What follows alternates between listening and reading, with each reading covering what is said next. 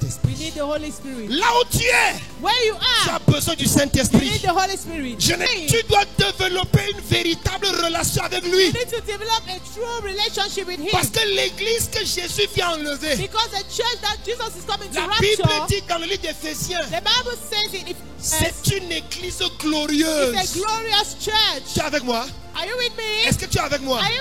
Dans Jean 17, il dit, je leur ai donné ta gloire afin qu'ils soient un. Ça, c'est Jean qui a reporté ce que Jésus a dit. Dans Éphésiens, Paul dit, Jésus vient chercher une église comment? Glorieuse. Donc si tu refuses l'unité, tu rejettes la gloire. Si tu rejettes la gloire, tu vas rater l'enlèvement.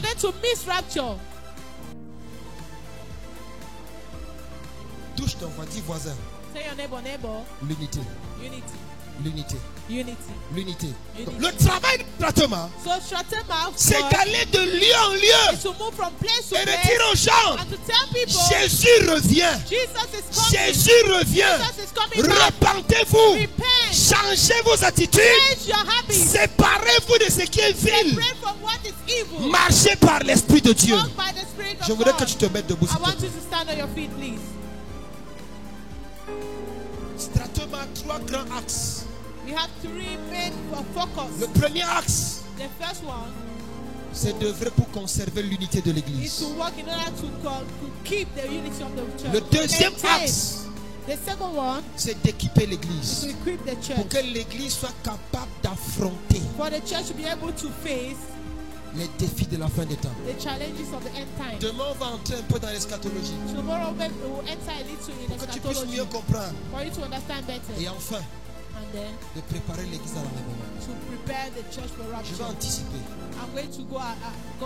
L'armée qui va descendre avec Jésus,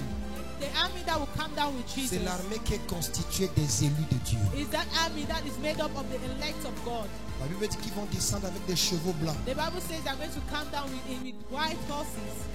habillés en fin lin blanc et pur. Si vous partez dans votre Bible grecque,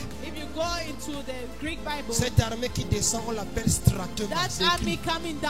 Vous pouvez vérifier. Stratoma. Nous travaillons pour que cette parole se réalise. Qui ici ne veut pas rater l'enlèvement? Qui veut rater l'enlèvement? Qui ne veut pas rater? Est-ce que tu es avec moi? Comment est l'état de ton cœur? Comment est l'état de ton cœur? Est-ce qu'il y a l'idolâtrie dans le cœur? Quelles sont les choses que Dieu te reproche? Est-ce que tu es encore très attaché aux membres de la terre? Est-ce qu'il y a quelqu'un ce soir qui veut être rempli de l'esprit, qui veut sortir de la tombe, la tombe de la paresse, la tombe de l'imitation, la tombe de la négligence, la tombe de rivalité, la tombe de l'immoralité, la tombe de l'impudicité, la tombe du mensonge. Ce soir tu sors de la tombe. Tu sors de la tombe. Oh, je sais qu'il y a quelqu'un qui attendait qu'on dise: sors de la tombe de la pauvreté, sors de la tombe du célibat, sors de la tombe de l'imitation financière. Je voudrais te dire, ça c'est les choses qui vont courir après toi.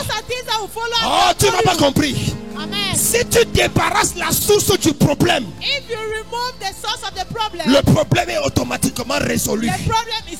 Regarde frère, la première fois que la malédiction a été prononcée, c'est quand Adam et Ève ont péché. Je voudrais te dire, ce soir, parle à Dieu. Commence à parler à Dieu. Montre à Dieu comment est ton cœur. Dis Seigneur, voici encore des choses. Voici encore des choses. Voici encore des choses. Ouvre ta bouche et commence à prier. Commence à prier et demande pardon à Dieu. Dis Seigneur Jésus, je veux faire partie de cette armée.